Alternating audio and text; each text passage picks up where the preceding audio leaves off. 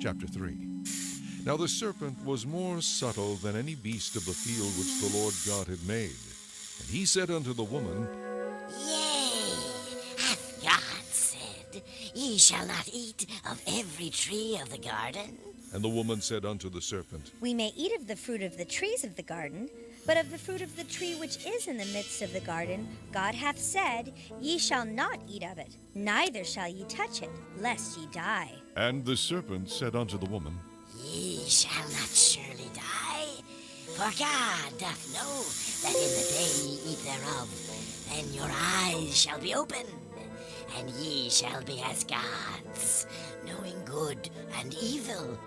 And when the woman saw that the tree was good for food, and that it was pleasant to the eyes, and a tree to be desired to make one wise, she took of the fruit thereof, and did eat, and gave also unto her husband with her, and he did eat. And the eyes of them both were opened, and they knew that they were naked, and they sewed fig leaves together, and made themselves aprons.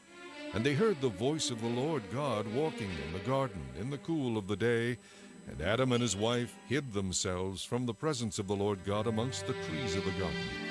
And the Lord God called unto Adam, and said unto him, Where art thou? And he said, I heard thy voice in the garden, and I was afraid, because I was naked, and I hid myself. And he said, Who told thee that thou wast naked? Hast thou eaten of the tree whereof I commanded thee that thou shouldest not eat? And the man said, The woman whom thou gavest to be with me, she gave me of the tree, and I did eat. And the Lord God said unto the woman, What is this that thou hast done? And the woman said, The serpent beguiled me, and I did eat. And the Lord God said unto the serpent, Because thou hast done this, thou art cursed above all cattle, and above every beast of the field. Upon thy belly shalt thou go, and dust shalt thou eat all the days of thy life. And I will put enmity between thee and the woman, and between thy seed and her seed. It shall bruise thy head, and thou shalt bruise his heel. Unto the woman he said, I will greatly multiply thy sorrow and thy conception. In sorrow thou shalt bring forth children, and thy desire shall be to thy husband, and he shall rule over thee. And unto Adam he said, Because thou hast hearkened unto the voice of thy wife, and hast eaten of the tree of which I commanded thee, saying, Thou shalt not eat of it, cursed is the ground for thy sake. In sorrow shalt thou eat of it all the days of thy life. Thorns also and thistles shall it bring forth to thee, and thou shalt eat the herb of the field. In the sweat of thy face shalt thou eat bread, till thou return unto the ground. For out of it wast thou taken, for dust thou art, and unto dust shalt thou return. And Adam called his wife's name Eve, because she was the mother of all living. Unto Adam also and to his wife did the Lord God make coats of skins, and clothe them. And the Lord God said, Behold, the man is become as one of us, to know good and evil.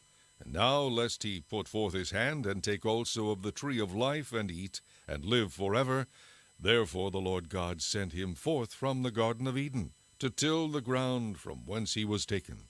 So he drove out the man, and he placed at the east of the Garden of Eden cherubims and a flaming sword, which turned every way, to keep the way of the tree of life.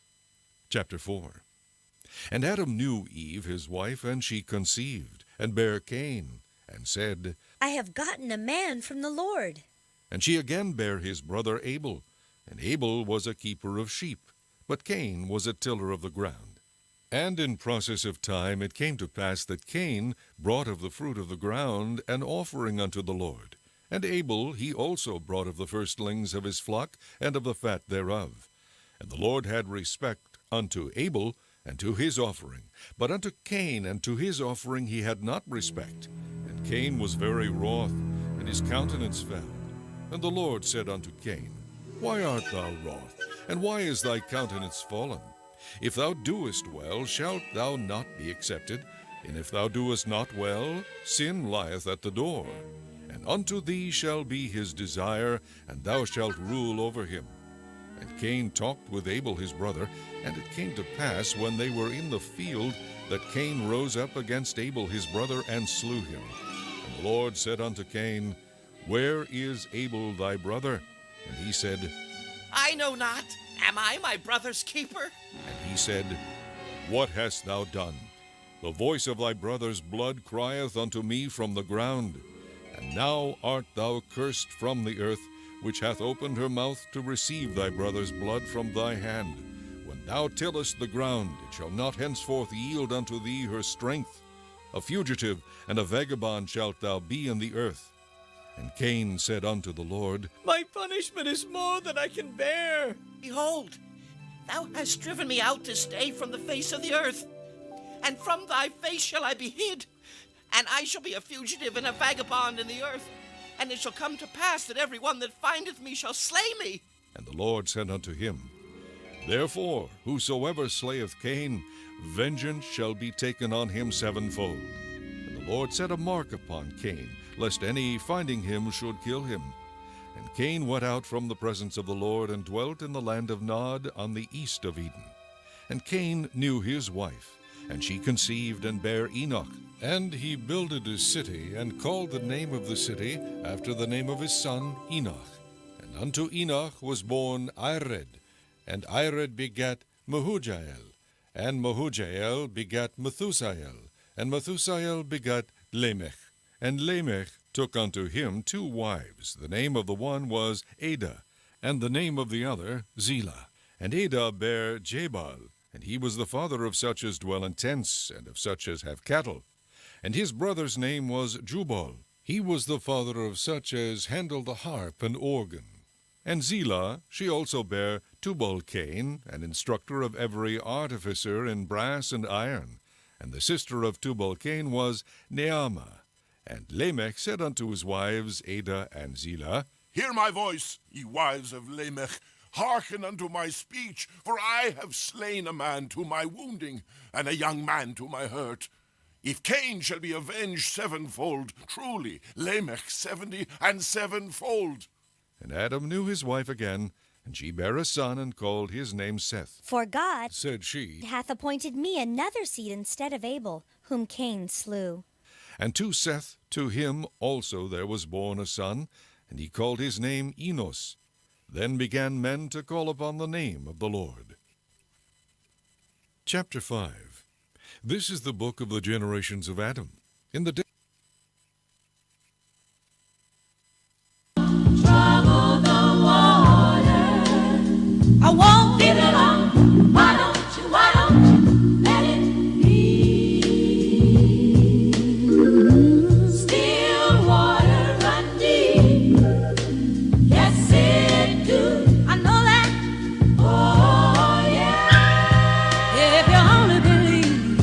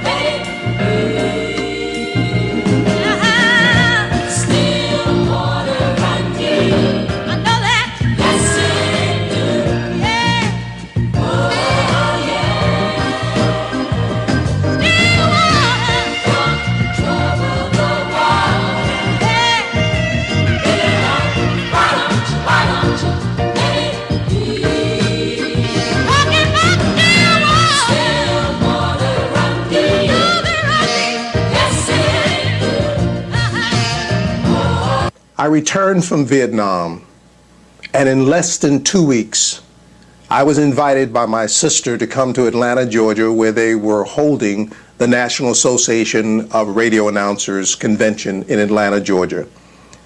She paid for the ticket, and I went, only to find myself in the room full of superstars, full of those names and people and faces that I had seen on television and heard on the radio. They were all there, from the record industry, from top disc jockeys. And top disc jockeys were like superstars to us back then, as rock stars and rap stars are today. I found myself in the room with a man I did not like, because the image of Dr. King was that of a patsy. The image was that of a pacifist, that of someone about turning the other cheek. And actually, I was thinking of ways that I could protest. I was thinking of ways that I could demonstrate to disrupt his talk, to let at least him and other people know that everyone was not enamored with his nonviolent message. Well, the ancestors had another thought in mind, and I remained silent. And I also had an opportunity to hear words from this man's mouth that you're about to hear that changed my life. He charged and asked those in the room to carry the message that you're about to hear back to the community, back to the people. And I maintain that had they done so, had they had the nerve, had they had the courage, if they had the love for our people as he had, and had they taken the word back to the community, it would not have been an effective move 237 days later to have silenced his voice. So again, I'm going to charge you with what Dr. King is going to ask you to do as well, and that is to take this message to the community. Let the people know who Dr. King was and how much he loved and cared about us and was ready and willing to physically fight for our freedom and liberation. Dr. Martin Luther King Jr., August 11, 1967. Thank you very kindly.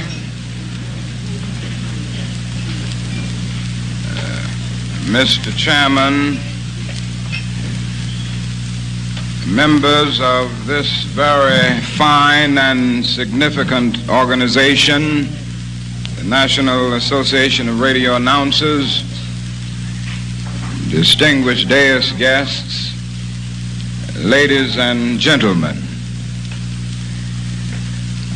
I need not pause to say how very delighted I am to be here this evening and to share with you in your annual convention.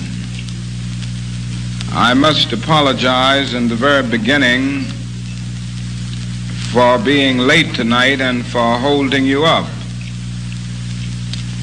I flew in today from San Francisco, where I had to address the National Association of Real Estate Brokers last evening, and after a rather long and tiring flight, I found myself with endless appointments and endless paperwork to do, because the 10th annual convention of the Southern Christian Leadership Conference will open in this very hotel on Monday evening. And I have the responsibility of doing a lot of paperwork in order to get ready for that convention, and a lot of last-minute things came up that I did not anticipate. And I certainly appreciate your patience and your kindness and your willingness to wait. I'm indeed grateful to Brother Jones for these very kind and gracious words of introduction. As he introduced me, I felt something like the old maid who had never been married. And one day she went to work, and the lady for whom she worked said, "Ann, I hear you're going to get married. She said, no, I'm not going to get married, but thank God for the rumor.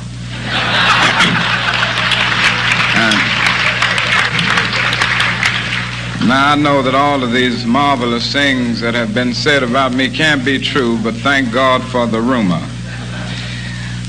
I value the special opportunity to address you this evening, for in my years of struggle, both north and south, I have come to appreciate the role which the radio announcer plays in the life of our people. For better or for worse, you are opinion makers in the community. And it is important that you remain aware of the power which is potential in your vocation.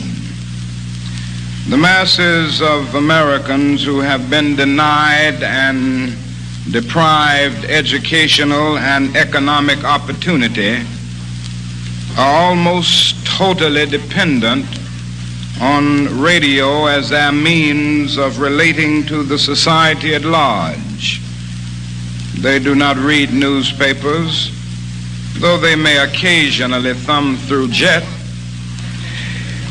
Television speaks not to their needs, but to upper middle class America.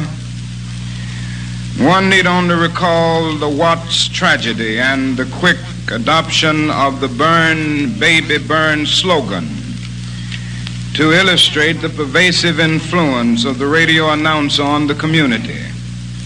But while the establishment was quick to blame the tragedy of Watts, most unjustly on the slogan of Magnificent Montague, it has not been ready to acknowledge all of the positive features which grow out of your contribution to the community. No one knows the importance of tall Paul White in the massive nonviolent demonstrations of the youth of Birmingham in 1963.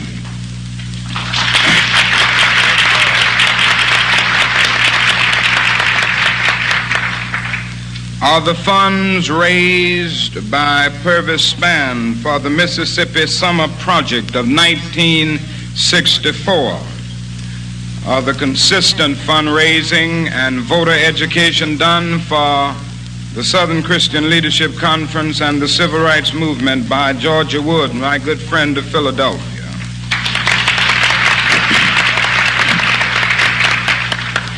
Tonight I want to say thank you not just to these few, but to all of you who have given leadership to our people in thousands of unknown and unsung ways.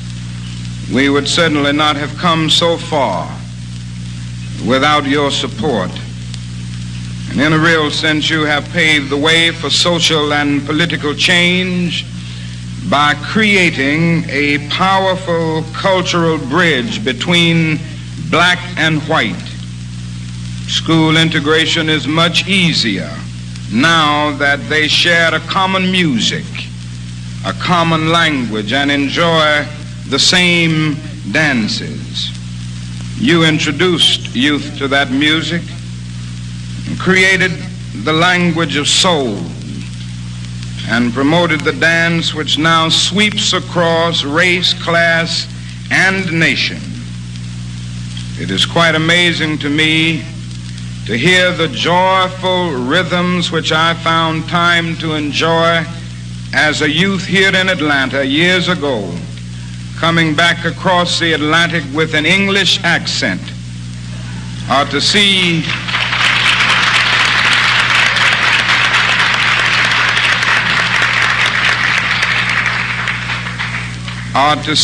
the Senator Javits and the Senator Kennedys lost in the dances which we created. Yes, you have taken the power which old Sam had buried deep in his soul, and throughout amazing technology performed a cultural conquest that surpasses even Alexander the Great and the culture of classical Greece. But my brothers and my sisters, we're only beginning. We still have a long, long way to go. And I would like to share with you the burden on my heart about the problems which still confront us. And if I would use a subject for what I would like to say to you this evening, I would call it transforming a neighborhood into a brotherhood. And I want to try to tell you the truth tonight. I want to speak honestly and frankly about many problems that we face in our nation and that we face in the world. For America sorely needs to hear the truth at this time. And I still believe that freedom is the bonus you receive for telling the truth. As Jesus said, ye shall know the truth, and the truth shall make you free. Transforming a neighborhood into a brotherhood. Now there can be no gainsaying of the fact that America has brought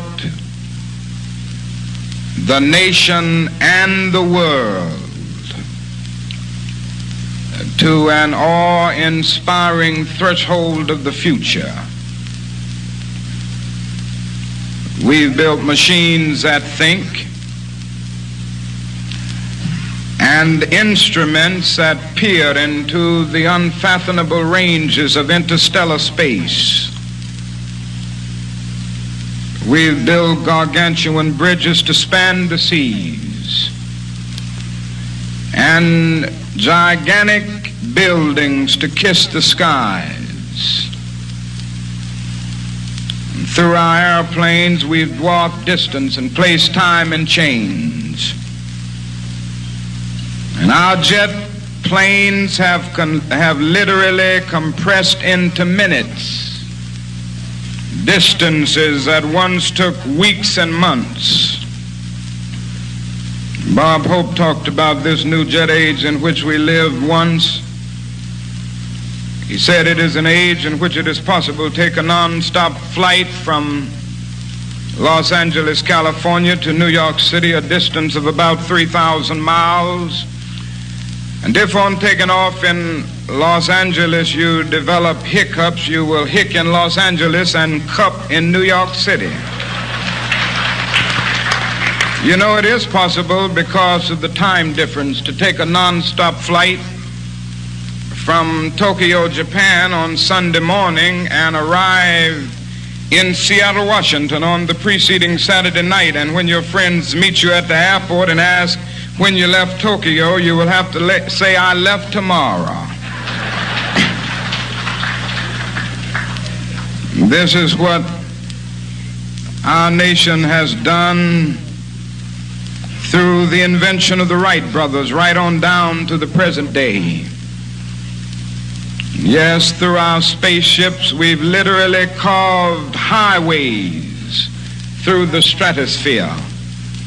And through our submarines, we've penetrated oceanic depths. All of this is a dazzling picture of modern man's scientific and technological progress.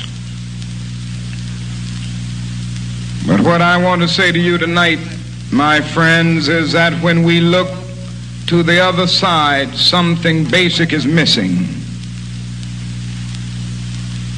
We suffer from a kind of poverty of the spirit, which stands in glaring contrast to our scientific and technological abundance.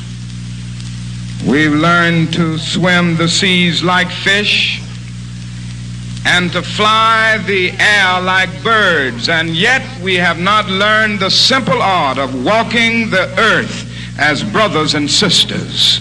And this is the great dilemma facing America. And you know, it comes to this point now. We must all learn to live together as brothers, or we will all perish together as fools.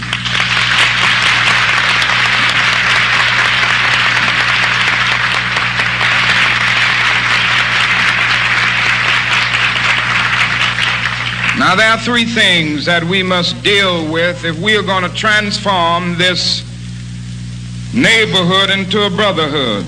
We've got to deal with the problem of racism.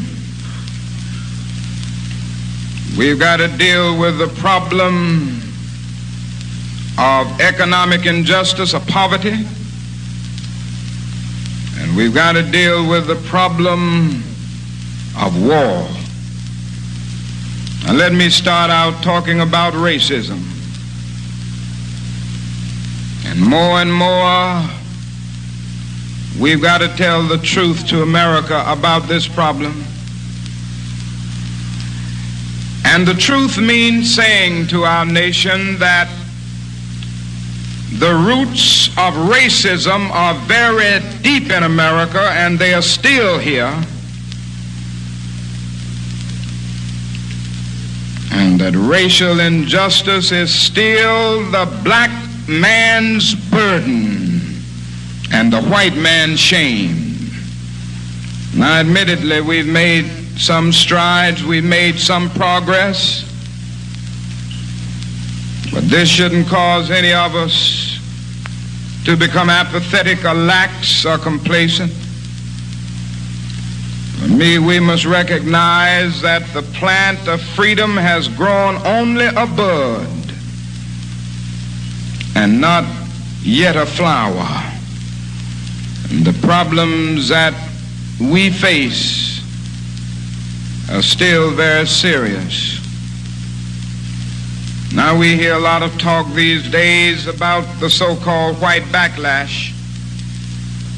I want to tell you what the white backlash really is. It's nothing new. It's merely a new name for an old phenomenon. It is a continued expression of the same vacillation, the same ambivalence that's characterized white society from the very founding of this nation. On the Statue of Liberty, we read that America is the mother of exiles. But it doesn't take us long to realize that America has been the mother of its white exiles from Europe. But she has not evinced the same maternal care and concern for her black exiles who were brought to this country in chains from Africa. And it is no wonder that our slave foreparents could think about it, and they could start singing in a beautiful soul song, in a beautiful sorrow song. Sometimes I feel like a motherless child.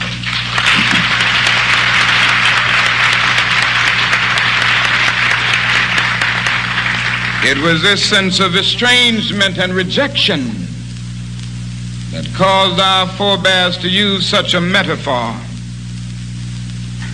You see, what has happened is that our nation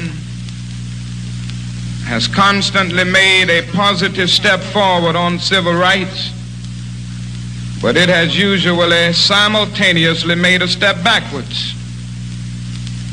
There has never been a single, solid, determined commitment on the part of the vast majority of white Americans on the question of genuine equality for the black man. In 1863, the Negro was freed from the bondage of physical slavery through the Emancipation Proclamation. but he wasn't given any land to make that freedom meaningful. And you know, it was something like having a man unjustly imprisoned for 30 or 40 years, and suddenly you discover that he's innocent, that he's been unjustly jailed for 30 or 40 years, and then you simply go up to the man and say, now you are free. But you don't give him any bus fare to get to town. You don't give him any money to buy any clothes to put on his back. You don't give him any money to get on his feet so that he can rise up once more as a man. But this is what happened to the black man in America. And we must remember this, that at the very same time when America refused to give the black man anything, just said you're free, he was left penniless, illiterate, standing out in a situation not knowing what to do and where to go. But we must not forget that at the same time the Negro was being treated like this, America was giving away millions of acres of land in the West and the Midwest. It says that our country was willing to undergird its white peasants from Europe with an economic floor, but it refused to undergird its black peasants who were brought here in chains from Africa with an economic floor. And so emancipation for the Negro was freedom to hunger. It was freedom to the winds and rains of heaven. It was freedom without a roof over their heads, freedom without bread to eat, freedom without land to cultivate. It was freedom and famine at the same time. And it is a miracle that the Negro has survived.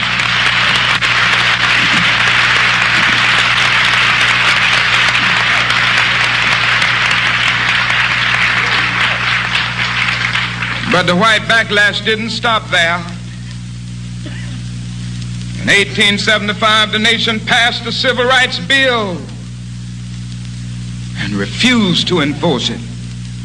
In 1964, the nation passed an even weaker Civil Rights Bill, and even to this day has failed to enforce it in all of its dimensions. In 1954, the Supreme Court declared segregation unconstitutional in the public schools. And today, less than 10% of the Negro students of the South are attending integrated schools, which means that we have made 1% progress a year, and if it continues at this rate, it will take another 94 years to integrate the schools.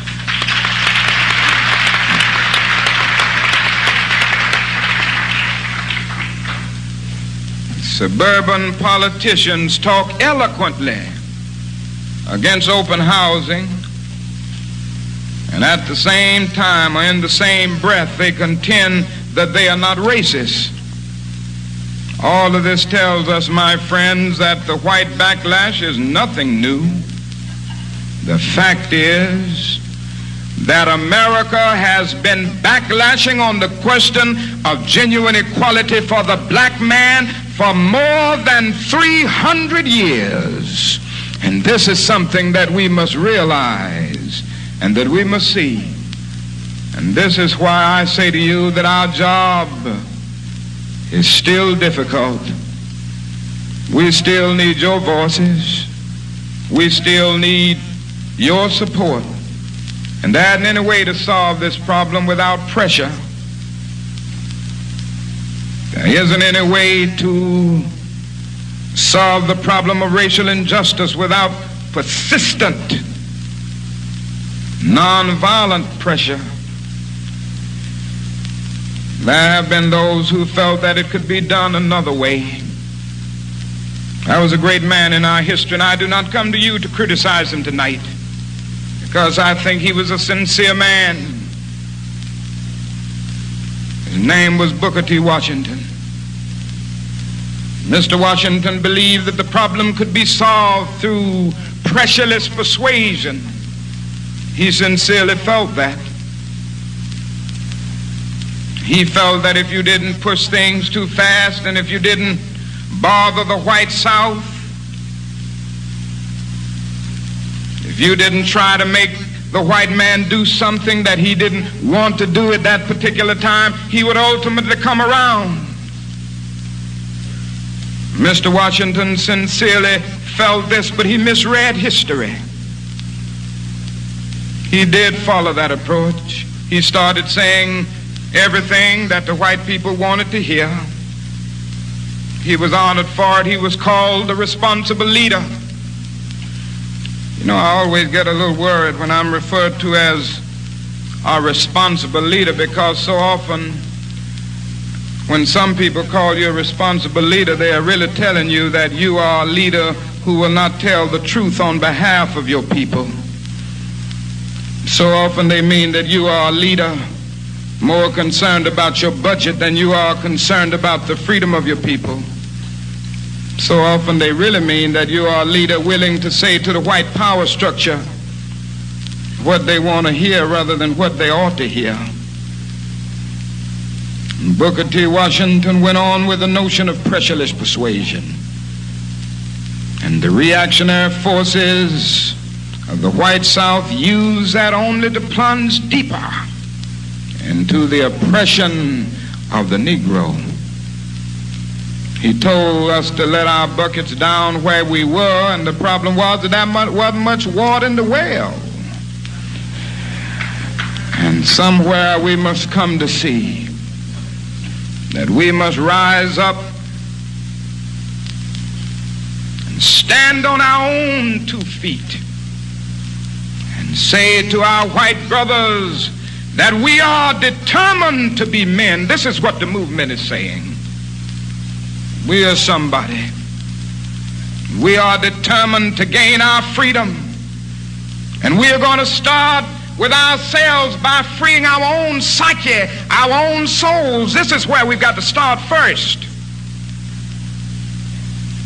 For you see, in the final analysis, if we're going to be truly free, nobody else can do that for us. No Lincolnian Emancipation Proclamation can do that for us. No Johnsonian Civil Rights Bill can do that for us. If we are going to be truly free, we must reach down into the inner depths of our being and sign with the pen and ink of assertive manhood our own Emancipation Proclamation. And we must come to say, yes, I'm black, but I'm black but beautiful. I'm somebody. I have a rich and noble heritage, however exploited and painful it has been. And I've made a contribution to this history.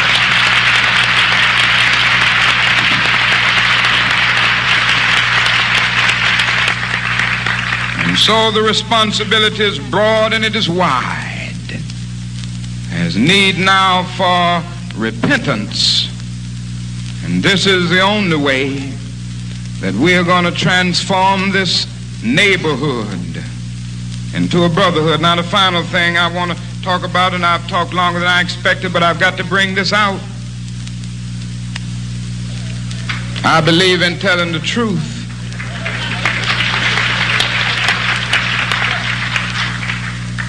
If we're going to transform this neighborhood into a brotherhood, we've got to get rid of war. John Fitzgerald Kennedy said on one occasion that mankind must put an end to war. A war will put an end to mankind. And there's a war taking place today in a little Asian country. And the tragedy is that it is the most powerful, the richest nation in the world that happens to be a predominantly white nation, at war with one of the smallest, poorest nations that happens to be a colored nation. And we all know the physical casualties, the nightmarish physical casualties of that war. We see them. We see the rice fields of that little Asian country being trampled at will and burned at whim. We see crying mothers with little babies tightly clutched in their arms as they stand and watch their little huts burst forth into flames. We see fine young men from our own nation dying in mounting numbers, being wounded every day. We see Vietnamese boys and girls, men and women dying every day. We see little children being burned with napalm. But that isn't all that's happening as a result of that war. That war in Vietnam has isolated our great nation morally and politically. There isn't a single ally, major ally of the United States would dare send a troop to Vietnam. The allies that have been with us in other wars in the past aren't there. Today we stand without any friends in the world where this war is concerned, with the exception of a few puppet client nations like Taiwan, Thailand, South Korea, and that's about it. This war has damaged our image in the world.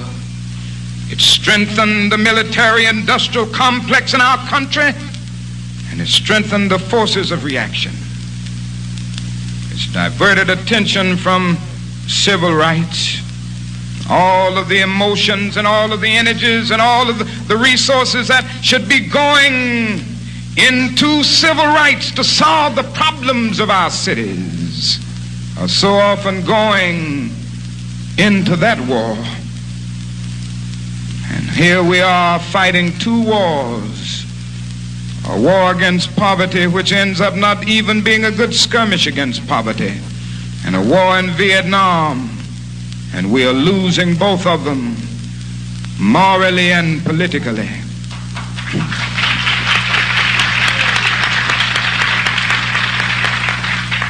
This war in Vietnam places us in the position of being against the self-determination of the Vietnamese people.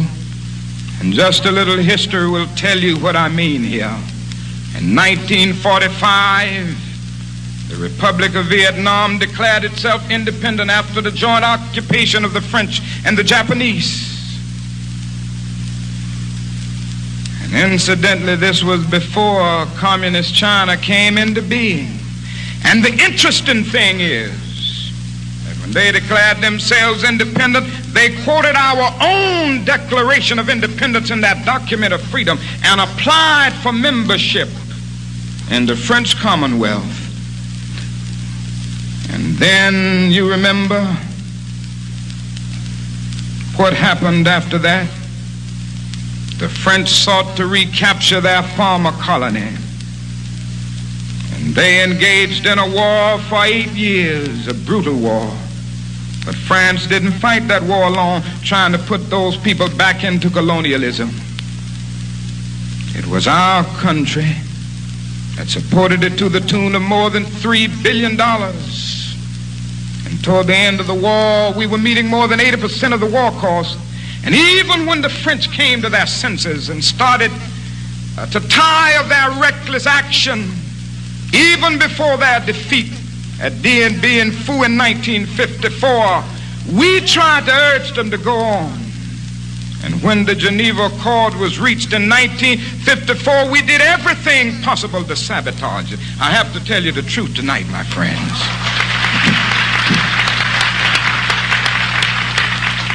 We helped install a man by the name of Diem as premier.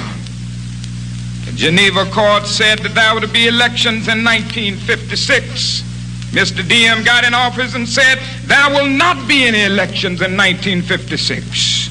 And they were not held. He turned out to be one of the most ruthless dictators of modern history. And for those who want to continue to lie to the American public, I wish you would go back and tell them that the Viet Cong did not start in the North. It started as a resistance movement in the South to the oppressive tactics of Mr. Diem. And the North did not start sending supplies and troops in the South until our country escalated that war. And it is necessary to say, my friends, these are facts that must be known, and I say to you that you won't get them in the newspaper. They are not there. Dr. Bernard Fall, one of the great authorities on Vietnam, who was killed not long ago in a plane crash, said that less than 25% of the members of the Viet Cong were communists. And yet the American public was brainwashed into believing that this was communist aggression, a communist attempt to take over the world. And at the same time, nobody would say to that same American public that if it was a communist takeover, why is it that Soviet Russia doesn't have a single fighting troop in Vietnam? Why is it that China doesn't have a single fighting troop in Vietnam? And yet we are 10,000 miles away from home with 500,000 troops and getting ready to add more and take some of your and my tax to do it.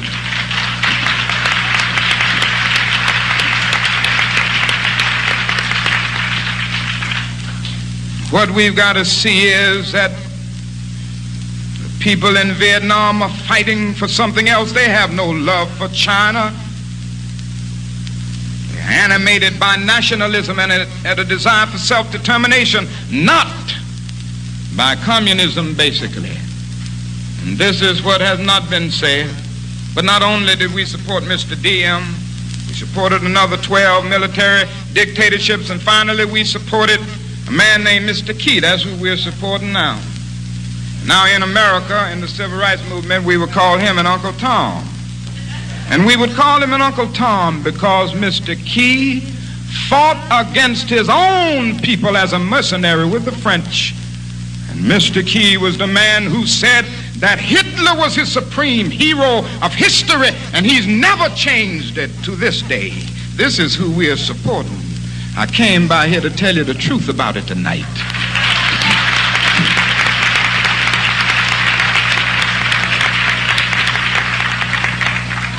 And so we put ourselves in the position of being against the self-determination of a people.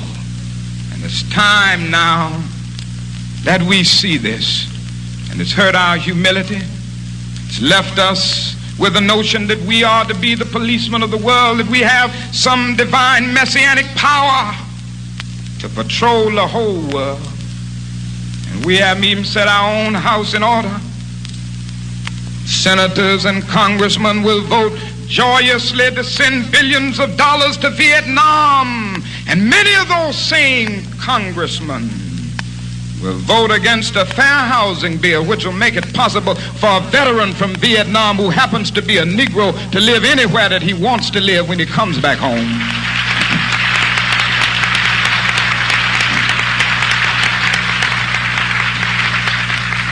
Negroes and white boys will fight in brutal solidarity on the battlefields of Vietnam, but when they get back home, it's doubtful that their children will be able to sit together in the same classroom because most of the schools of this country are segregated. Negro soldiers will die in Vietnam, and sometime they'll come back home to be buried in Wetumpka, Alabama, and can't even be buried there. It's time to set our own house in order.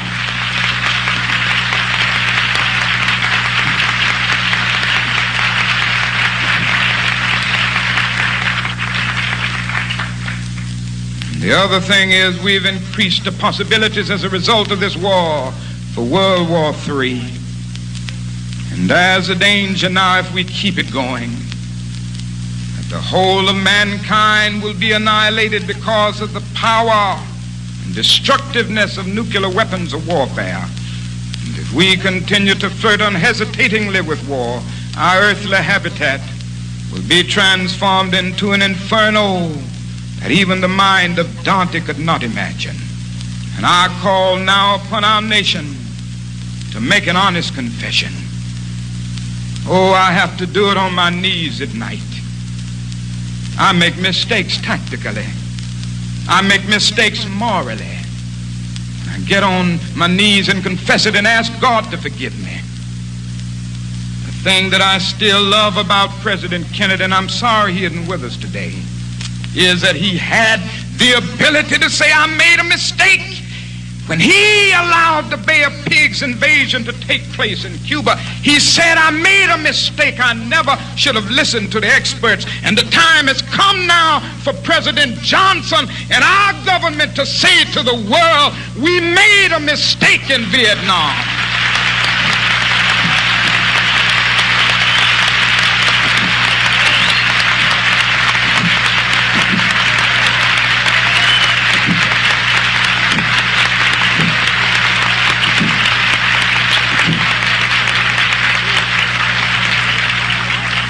My friends, I'm about through now, but I want to say that I come to you to say this tonight because I want you to know my views, because you are the persons who so often interpret them. And I want you to hear them. I wanted you to hear them from my mouth. Now, a lot of people, you know, they say a lot of funny things and a lot of things they really believe. And there are those who say, now, why don't you stick to civil rights? Aren't you hurting the civil rights movement by taking a stand against the war in Vietnam? And I've said to them so often that before I became a civil rights leader, I was a preacher of the gospel. And I take that ministry seriously. When I was ordained to the ministry, it was a commission to bring the moral and ethical insights of our Judeo-Christian heritage to bear on the social evils of our day. And I could not remain silent as I saw what was happening in Vietnam. And then for those who say to me, stick to civil rights, I have another answer. And that is that I fought too long and too hard now against segregated public accommodations to end up segregating my moral concern. I'm not going to do that. Others can do what they want to do. That's their business. Other civil rights leaders, for various reasons, refuse or can't take a stand or have to go along with the administration. That's their business.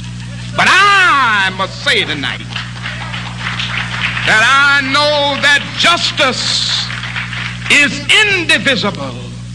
Injustice anywhere is a threat to justice everywhere.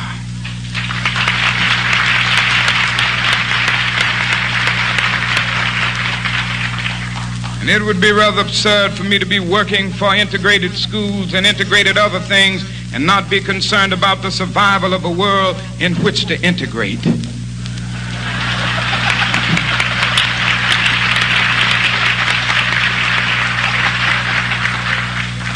Somebody said to me not long ago, aren't you hurting the cause and hurting your own budget, and don't you think now that you're going to have to start talking more in terms of the administration's policy in Vietnam, because many people who once respected you will lose respect for you? And I looked in that brother's face and I said, I'm sorry, you don't know me. I'm not a consensus leader. I don't determine what is right and wrong by sitting down looking at the budget of SCLC and seeing how many of the contributors may not agree. Oh no, sure, my stand has hurt the budget. I don't determine what is right and wrong by taking a Gallup poll of the majority opinion. Ultimately, a genuine leader is not a searcher for consensus, but he's a molder of consensus. And on some positions,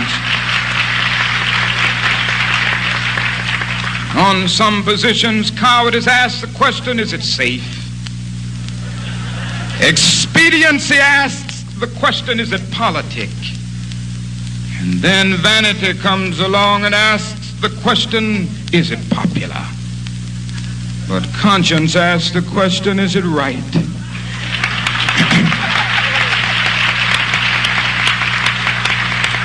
There comes a time when one must take a stand. that's neither safe, nor politic, nor popular, but he must take it because it is right. And that's where I stand today. And I do it because I love America. I'm not on a hate America campaign. I love this nation. I've been disappointed with her often, but there can be no great disappointment where there's not great love. And so I stand up against racism. I stand up against poverty and war because they are evil and because I want our nation to solve all of these problems. And I say to you in conclusion that I'm not in despair. I'm going on with a faith in the future. I couldn't work if I didn't have that faith. These have been difficult days for all of us. But I go on with the faith that we're going to get there. By and by, even on the race question, I go on with the faith that this problem can and will be solved. Our goal is freedom. And I believe we're going to get there because however much America has strayed away from it, the goal of America is freedom. Abused and scorned though we may be as a people, our destiny is tied up with the destiny of America. Before the Pilgrim Fathers landed at Plymouth, we were here. Before Jefferson etched across the pages of history the majestic words of the Declaration of Independence, we were here. Before the beautiful words of the Star-Spangled Banner were written, we were here. And for more than 2 centuries, our forebears labored here without wages. They made cotton king, and they built the homes of their masters in the midst of the most oppressive and humiliating conditions, and yet out of a bottomless vitality, they continued to grow and develop. And if the inexpressible cruelties of slavery couldn't stop us, the opposition that we now face, including the so-called white backlash, will surely fail. We're going to win our freedom. We're going to win our freedom. We're going to win our freedom. And therefore, my friends, I can still sing, we shall overcome. We shall overcome because the arc of the moral universe is long, but it bends toward justice. We shall overcome because Carlyle is right. No lie can live forever.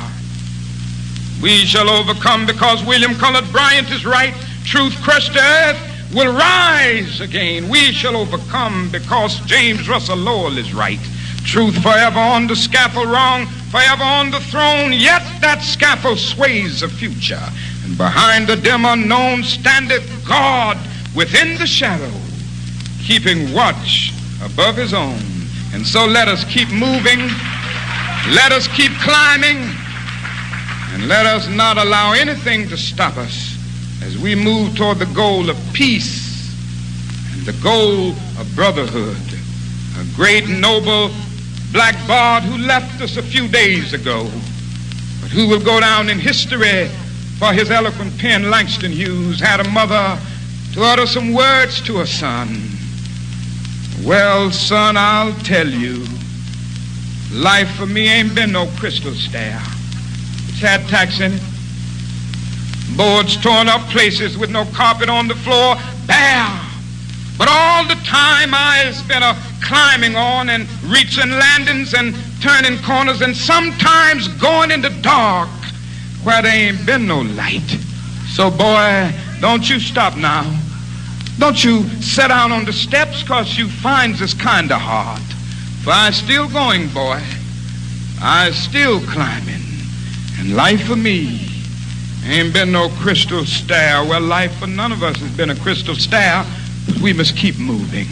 If you can't fly, run. If you can't run, walk. If you can't walk, crawl. But by all means, keep moving.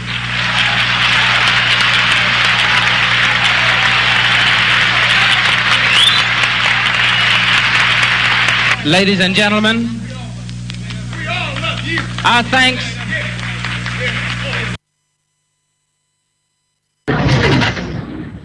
This is part true. And you won't find very many people who are Afro-American who will admit it. But if it is true, why?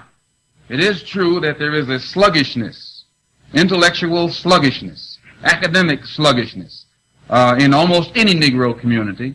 But this exists only because of the result that has come upon us through years and years of slavery and being held down in this society. And this is why I made reference to the book Crisis in Black and White. This particular man gives a very good scientific analysis as to why this lethargy exists in the Negro community. It is something that has been created by the system. The system is designed to make the Negro student lose his interest in education almost before he even gets started in school. And the parents usually, who are also limited where education is concerned and who have run into so many barriers and obstacles despite the fact they had education, sometimes they ask themselves, what's the use? So as long as the system that we are in exists, and this system, the survival of this system depends upon the continued exploitation of the black man in this country. The survival of it depends upon the continued degrading of the black man in this country and the necessity of using us as the whipping boy and the alibi and the excuse. As long as this system exists, then you will find that our people will have the same attitude toward education. And they have a justified, I should say, they have an attitude that can be explained. But at the same time, the burden rests upon the leaders of the Afro-American community to try and instill within the youth especially the desire to further their education, because without it, you're not going anywhere on this earth today.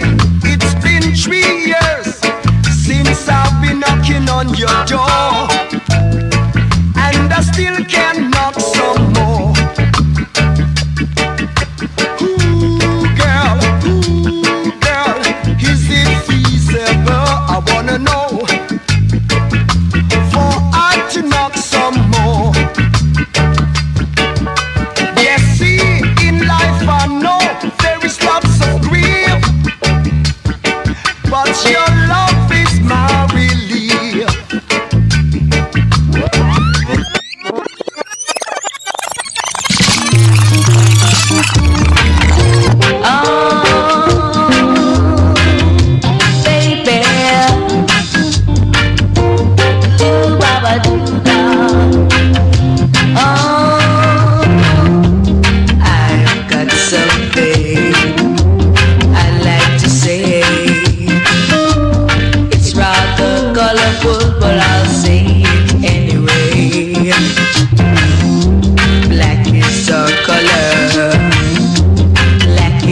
name.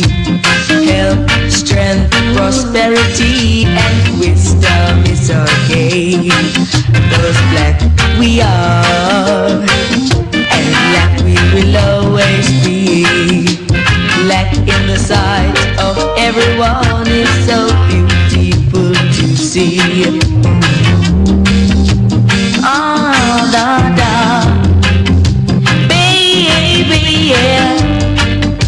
Come on and show me how really black you are, baby.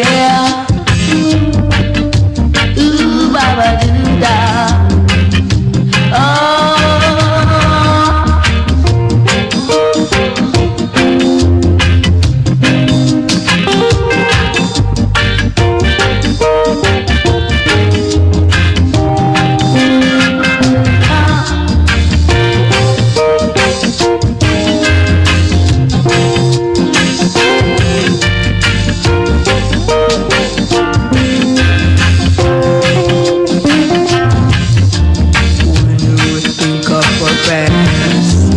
Now freedom's come at last.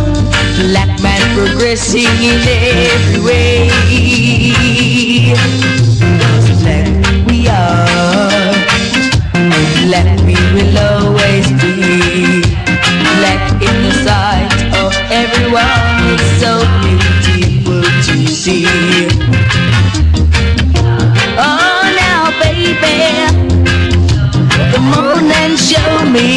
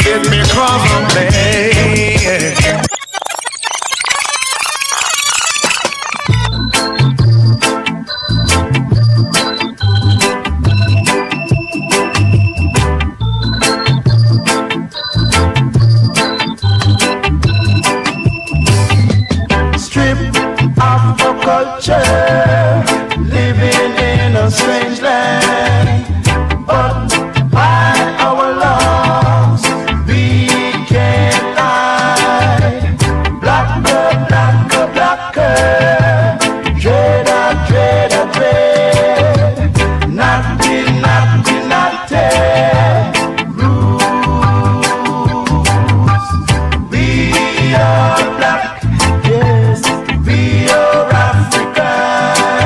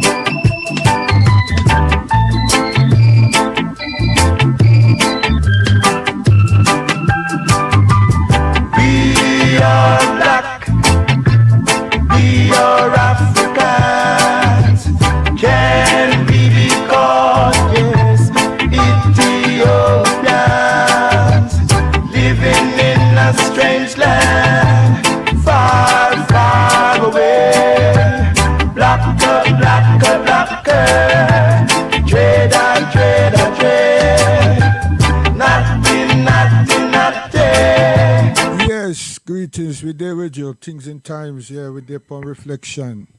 So we're gonna bring this to you now. We're going right back to the Genesis and see how that book was interpolated by man.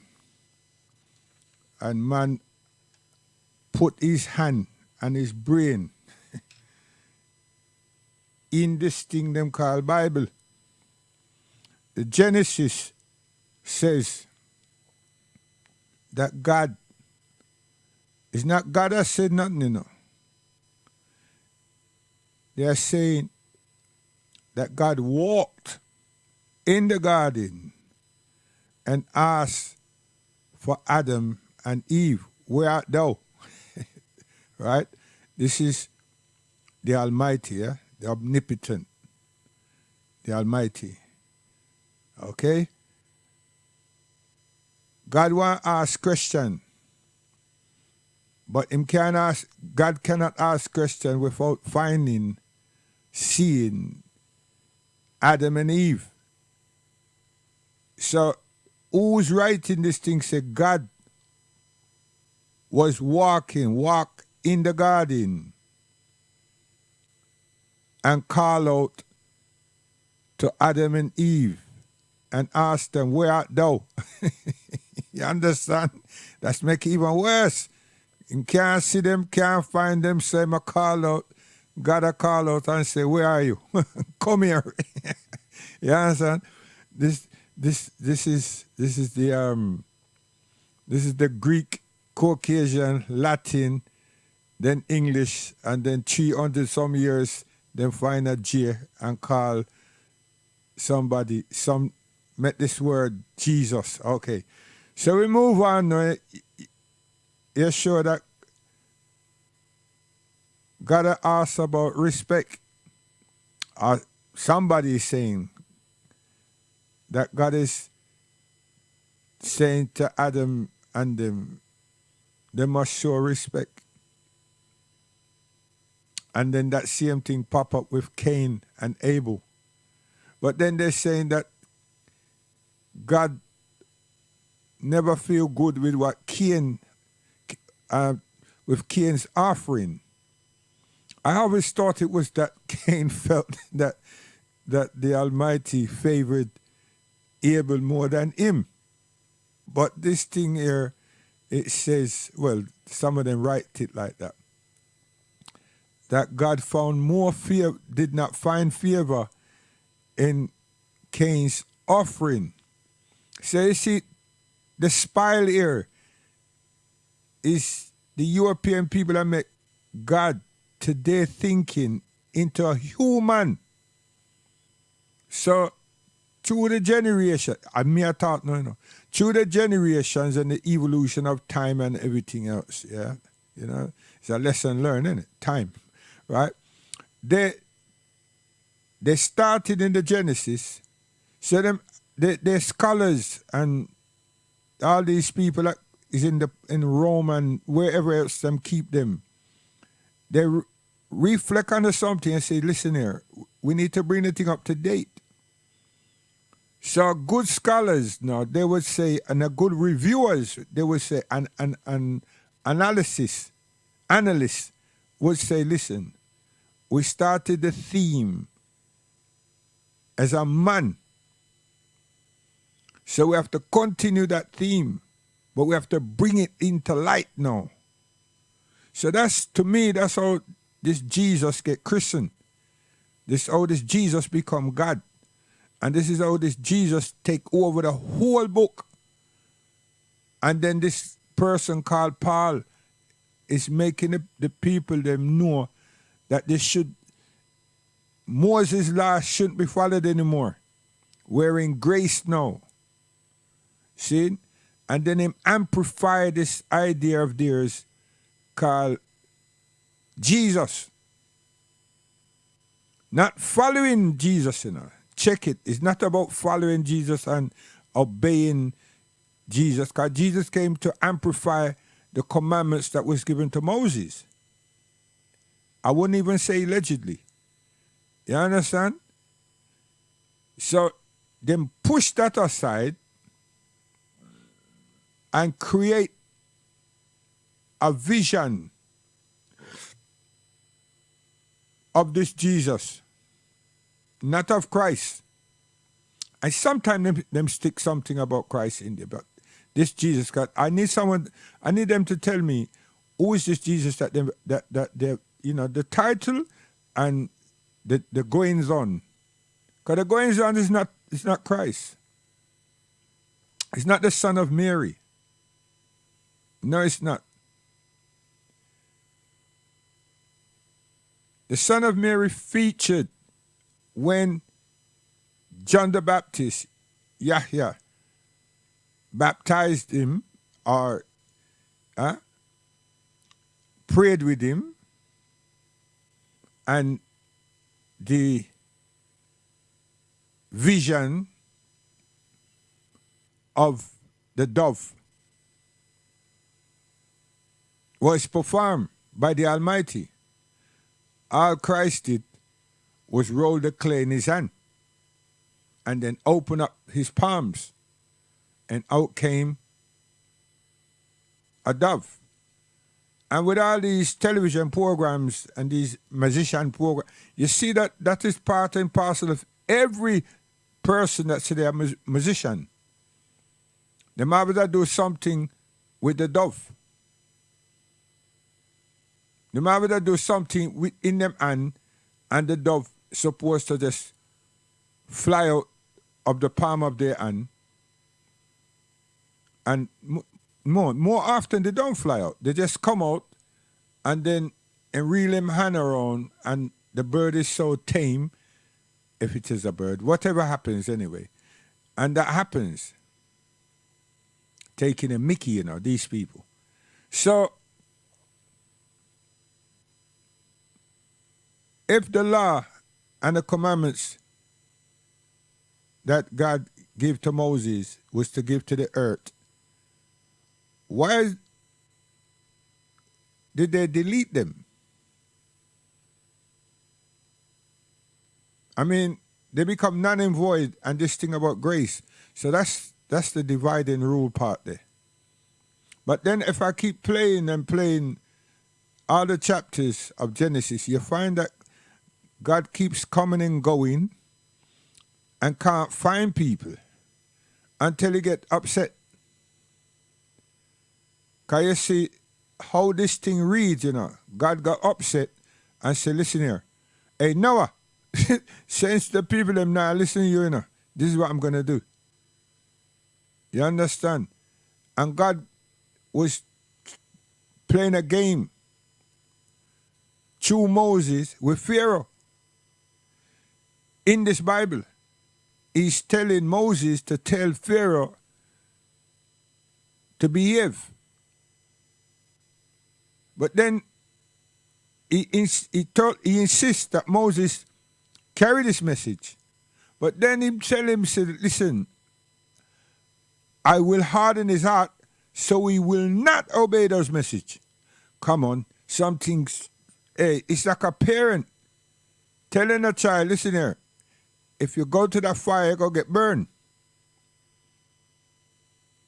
And then on the other side, look upon the child and smile and say, go on then. Hey, did you get that? You tell the child, because this is the Bible I say now. The Bible I said that God said to Moses, tell Pharaoh to behave himself. Do things correctly. Be sincere. Be loving. Understand? Stop all the vexation and everything. And he told Moses again, make sure you carry this message. Each time Moses had to approach Pharaoh, God was always reminding him what to say. And then he tells him, once you tell him, I will harden his heart so he doesn't obey it. Wow. Somebody want to tell me say that I got it wrong. No, man. When I got the book, read it yourselves and ask yourself, is that God these people are talk about? We no fear did I go on with something. I will know Moses just tell him straight away. Huh? Heal from your aggravatedness and everything. I will know fear of change, which is Moses' stepbrother, because him father died, not Moses' father. Him stepfather died, and him stepbrother is in charge. But him stepbrother, him start change things. Yeah, him start change things. Start going away. You know? But you can go all the way back now to God that tell Moses to talk when he was on the mount. And Moses have to tell God, listen, I can't speak clearly. Wow. So what does I do? And now here never scholar now. A clever scholar coming on the scene now. And that person, whoever it is, wrote, your brother, Aaron, will talk for you. Huh? Moses have to tell God, say, him can't talk clearly. So when him tell God, say, him can't talk clearly now, here God now tell him, say, okay, your brother, Aaron, will speak for you. What kind of thing that? That's why I say a smart scholar, a bright scholar say, yo, here, hold on, this is what we're going to have to do here. Now, a lot of people tell us that Shakespeare, and this is King James I'm working with, that all of these people were commissioned by him to write, to develop this version of his, or this version of England. Yes? And them say that Shakespeare was one of the members. Because I know I say him quite bright when it comes to writing and everything. And others, Keats and all of them, but I don't know no about Keats in relation to any Bible. But this is things that people been saying, especially us African Caribbean, African American. I mean, I don't know where they get the information, but yeah, that's what. And then when you break down what they say, you can go to the Bible now and you can see. And anyway, my father did show us and my sister something as how you can use words to sign off without clearly illustrating your name. Just the way you put these words together, it reads your name, it spells your name. Yes. Right? And things like that. So we never felt that these people are idiots when they talk about reverse or go up or work a pyramid or something. You understand? Or even a square. Once you find these two letters and so forth, right, then go so much to the right, so much from the right, then go straight up and so forth, and make your square, and next thing you know, you see these words. And it's rational, it's logical, it happens. You know what I mean? I mean, I tell everybody how to do it, but just I show you something, and it's there, right? And it's linked with people who understand these things from when the conversion from Latin come to English. You understand? Because this English thing, they've been working on these alphabets for donkeys. So then them come from Latin, English is a German. Whatever used to speak in England, that and German put together call us this thing that we got now, English. Yeah? And Latin was just put to the side. Them just, they don't throw it away, but them just put it to the side. Latin. Okay, and I just collect. What's today now? Today Thursday. Tuesday me collect a Latin dictionary, and it's transliterate. It's English Latin dictionary, and the translation English. So I'm going to be quite cool shortly when it come to deciphering certain trivial things that a lot of people I work with, and they're not living, they're just talking. But anyway, it was free going. It was one of my neighbors, you know what I mean. The lady died, and our daughter is Muslim. So I got that dictionary. So that's the Bible. I'm just letting you know that it's man infiltrate what was given to Moses and others, and they put themselves in there. They represent their nation, as in Europe, and so on, right? I need to play a song and then come back here because I'm doing something, and before the something go wrong, I want to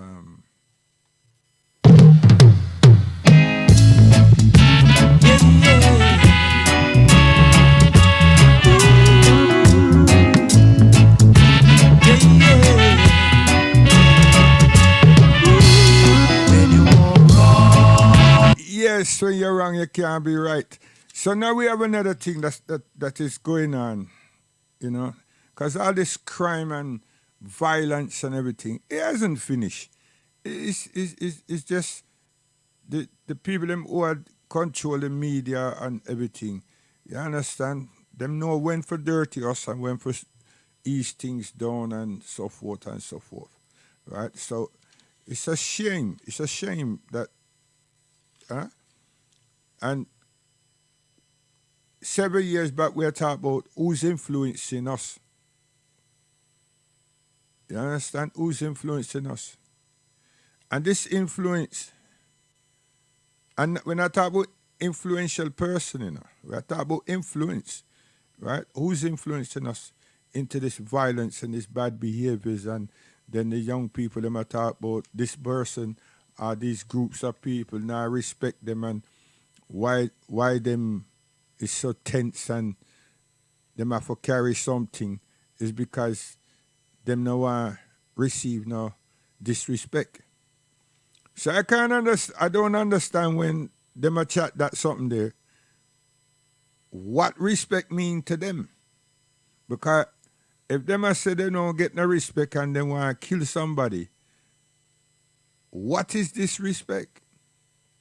How do they accumulate and assess what's the description of respect in a them conscience? I mean, is there a street respect?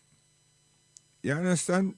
Them is people, them young people, them who supposed to be at school and learn and be taken care of by their parents and so on. Them attack, gang talk, bad man talk, agency talk about respect. And if you not award me respect, I go get my goons to fix you. But nobody never go and so about no respect. People are going so because you owe me money. You come gamble in my casino and where and you lose money. Or you try control my turf. You understand? Me I make my money and you don't come in my constituency and show no respect to me because I'm the Dan. So I will send my guys then for get you. You understand? And if we realize so that you're bad, then we won't come to get you now. We come to deal with you.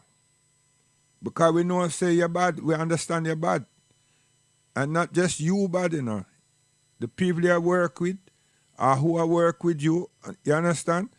When I go on with some bad things, so we have to come bad too. Especially you're coming with here. So this kind of thing, they're upon Al Capone. Which is that what? Television. And Al Capone now work again. There's new things out there. You understand? And these are influence, these are criminality. And then all those multimedia platforms that these young people and other people have things, that portray violence. You understand? And the people and the young people them create a character. Yeah? And that character is all about being this hooligan, being this gangster. Yes? They portray all kinds of things. And we the parents, we not deal with nothing. Because they have to be watching those things consistently somewhere. And our young boys and girls are rivals to us. Because if it wasn't so, then a lot of these vials and the images that we see upon the street of our children won't be there. I mean, the young man, them still a walk like duck. I show off all them whatever and so forth. And can't run to catch bus. Me not understand. And they don't have backside, everything flat. I don't understand. And the majority of them skinny.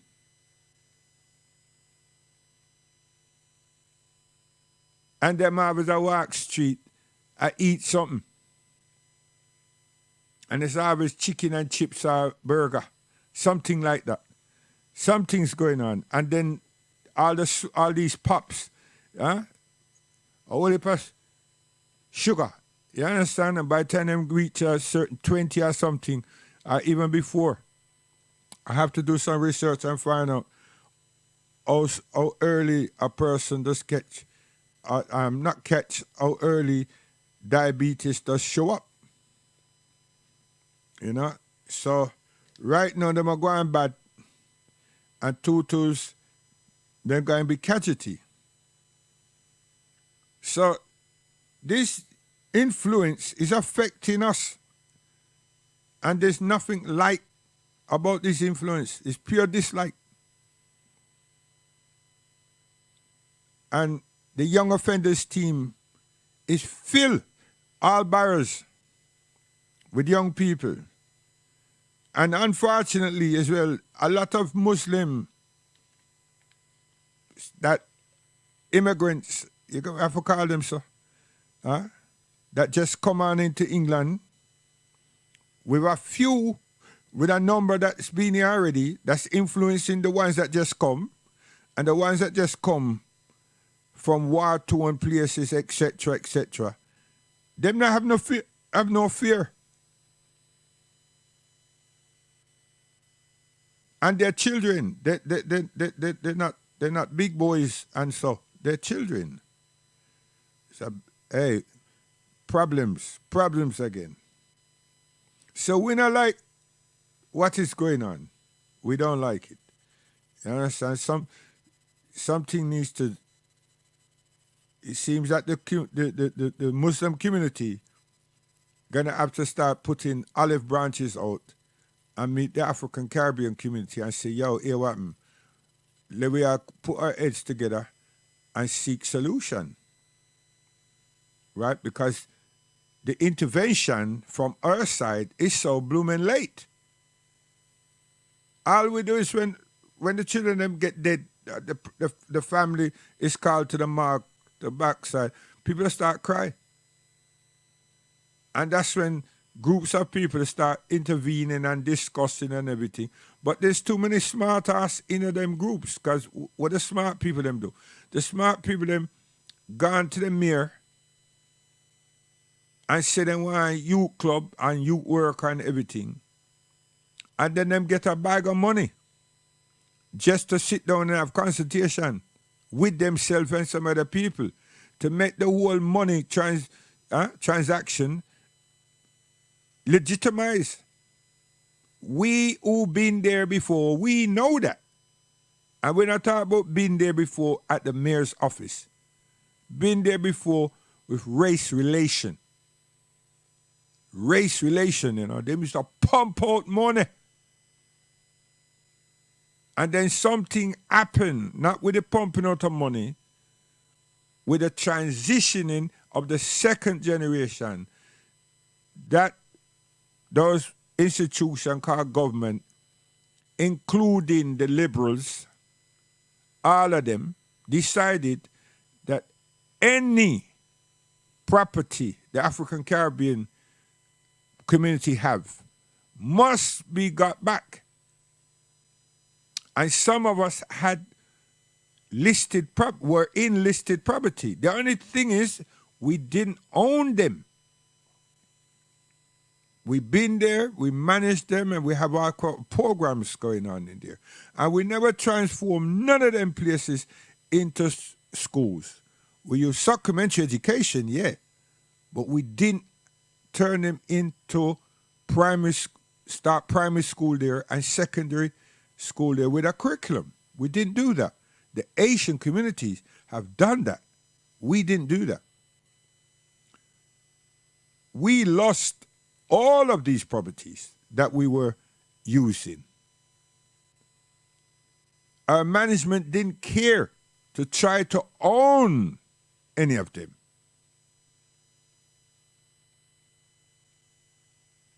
So we finish up outside. Now some Caucasian, I say that they know what the needs are. And not the race relation and not the mayor, but friends of friends who have money, organizations all surrounding music and drama and so forth. I give these people the money to open up premises that they have been telling us there's none, and all of a sudden this is happening. And it's not us, it is for us by other people.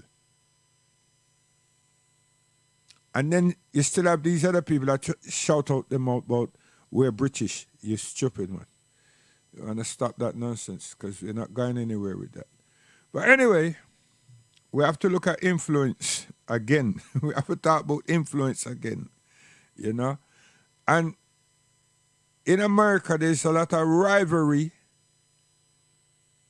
because the structure, they create it like that, and it's bear fruit. It's taken 15 years to actually come to bump. But the people them who been scamming us,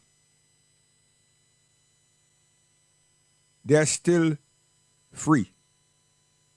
No emphasis is on them yet. You know? But this counterintelligence program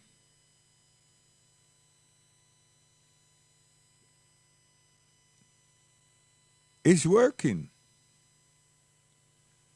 And the social engineering program in England here is working. It's working. But our well-qualified individuals are contented to receive the pensions and earn money going around on the colleges, sixth farm centers, universities, and so forth, giving talks here, there, and everywhere, and don't show people how to put flesh on bone. And then with the same tongue, they must say religion, and they are all Christians. So I don't understand the hypocrisy of these nonsense from these people. The young people are not up to date to turn around and look and ask questions to say, listen here, what did you people do for us? Because what is happening here now didn't just happen. It's because of lack of involvement lack of support and so forth. They're not up to that speed.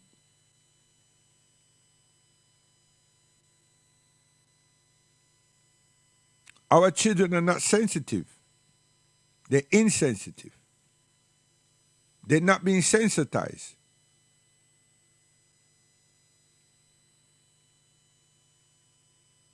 Whatever is affected them and however it works, they're heartless. And we also have a mental health problem. You know, hey yo, when I walk street again, anytime you walk street, observe your surroundings carefully. And see that they are handlers of peoples. Handlers, of peoples. Then do a spot check of these peoples. And then stand up and then question your mind. What the hell has happened to us? And then how did this happen? And then what will we be able to do? What can we do? How do we get to rescue these people? How do we get to rescue them? We ain't running no hospital. We ain't running no health clinic. We ain't running no health centers. We ain't running goddamn nothing. But it's out there. And you know what's frightening? Only the authorities know, and the healthcare know what is actually the limitations of those people. What affects them and what don't affect them. What triggers them and what does not trigger them. And some of the handlers, and I won't call them minders, the handlers, the workers, the persons with them, sometimes are young. And I'm talking like 20, 23, 24, 25. Could be a little bit more, but nothing less.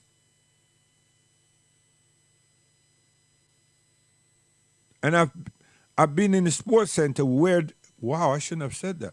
Because I've been in a sports center where the handler was less years than that. And I know those persons. And at them who tell me why they were there.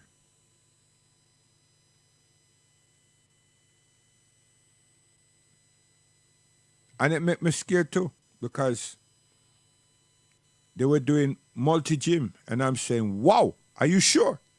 So from that day, I decided I would change my timetable. Yeah, because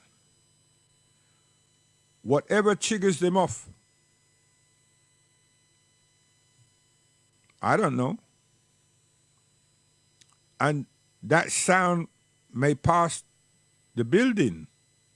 That sound may come in the building. That word, some form of noise from human beings,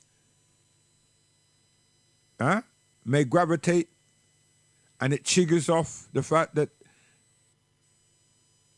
what triggers off anger and feel that they got at. And now you're talking about we're in a multi-gym with bars and free weights and everything around. You're joking, man. Person might lash out. Unintentionally, but lash out. Not pick nobody for lick. Just lash out because however the experience that they have with this noise and someone up in their face and shouting and screaming at them, or a particular sound. No, serious. And this is on the street. So be aware. Beware. I mean, I tell you, Allah subhanahu wa ta'ala created us human beings, not we the black people, no. Human beings, to achieve excellence in life, in this life. For everything on this earth, in nature, is created for man. There's no favors that we can deny. So why is all this corruption? Why is this bad influence? Why no positive influence? Huh? Why always a role model that been to prison? Right? A person's been to prison. A person that's done some vile crap is now going into schools, but you are mentoring, right? Young people. Are you all mad? I always told Gus Johns and all of these backside people that that's not a good program. Are you going to make them type of people come talk to with children? About, yeah, well, I made a mistake, you know, and yeah, I went in and I did 5 years and so forth, and right? No, mate, we don't need you. We don't need you. You understand? And we're talking education here. So what the hell are they doing there? They might do there because somebody hustled some money. Go hustle it somewhere else, mate. Don't bring them type of influence, them picture in that education. How the hell them come through the door? Who was the person who put that in a one pipe? Who?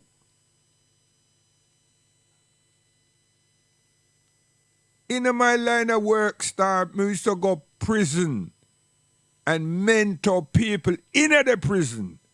Not bring them out of the prison and bring them into a school. Are you mad? Yeah? And that way him do. And all these other people. And I'm the one who run the Rated Atney PHSE program. Not you. But your name and your initials is on PHSE. You're joking. I must show you my face, man, because you did disrespect me because I'm a Muslim. You understand? And then you go upon our programs and talk. Because that's the only programs you can talk on. That you get televised. You understand? The Islamic program. Yes. Professor. Yo.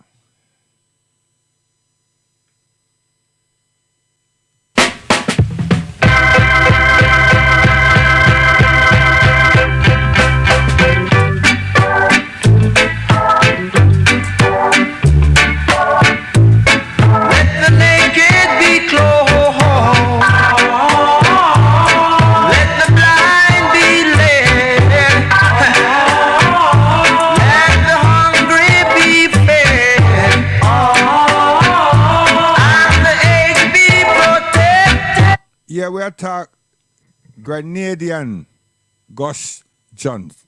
We're not talk the professor. We are talk the Grenadian Gus John. Yes. That man did that look down upon people. Seriously. And behave like him there with we. But him is a middle class minded person.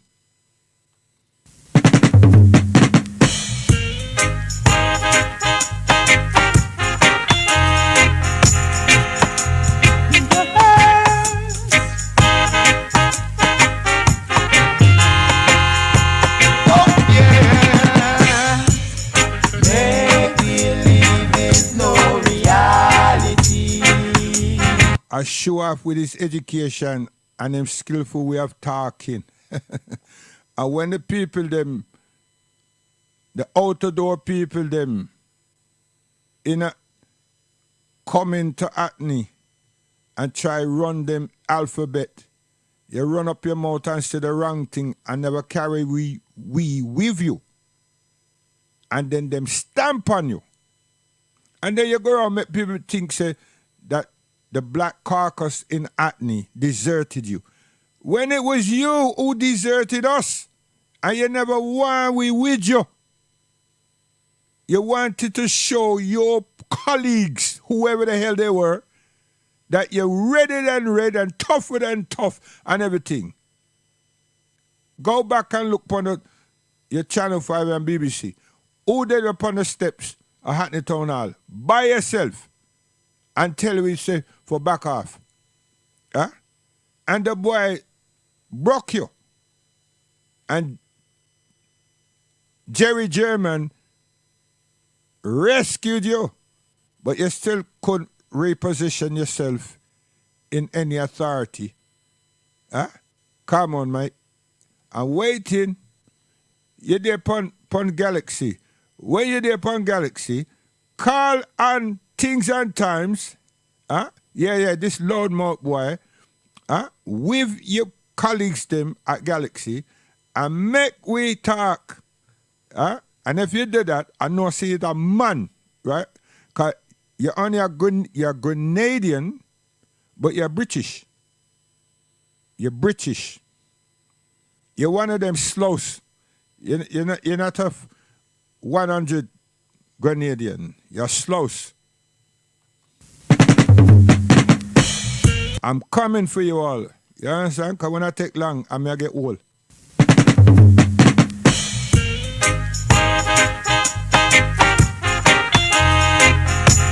Guidance.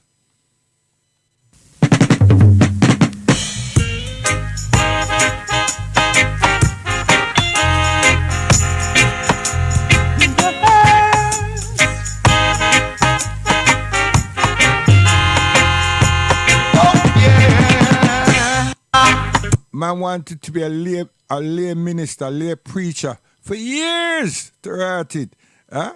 And once them get that, their mouth changed to write it. From their Coventry, man want to be a lay preacher and I'm lay minister and all of them something there. You understand? And then him brother pass. The man talk for 2 hours. 2 hours in the church and them own family and beat down. Gosh, man. You understand? Terrible. Terrible.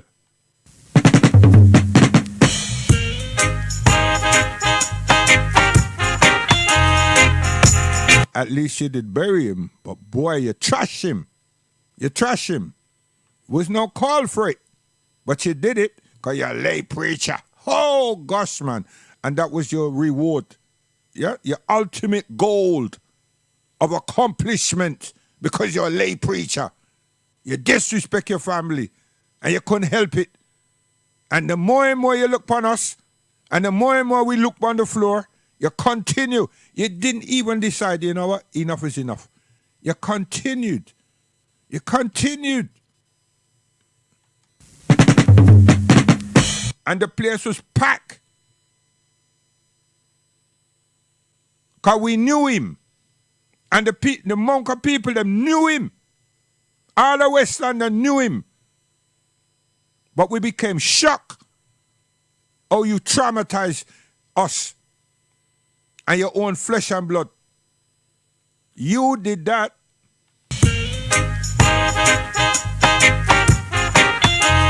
Don't make me look for the... I can look for the tape and play it, Oh, gosh, man.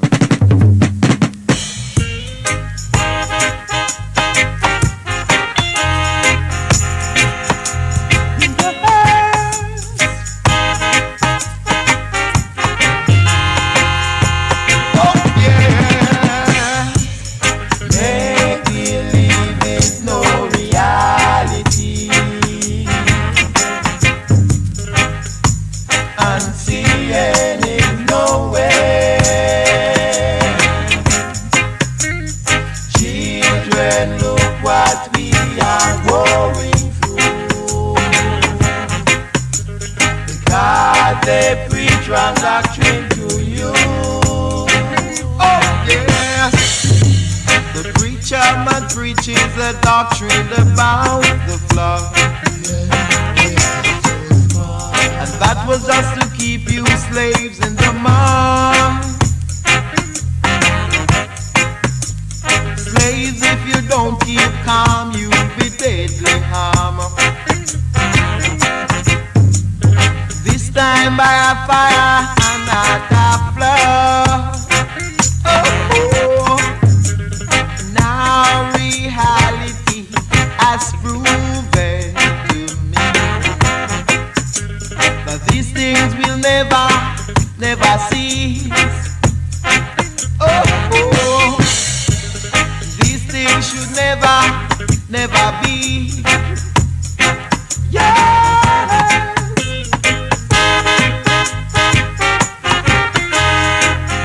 Them tune they wicked, you know, make you run, star. I tell you, put some heat underneath you and make you run.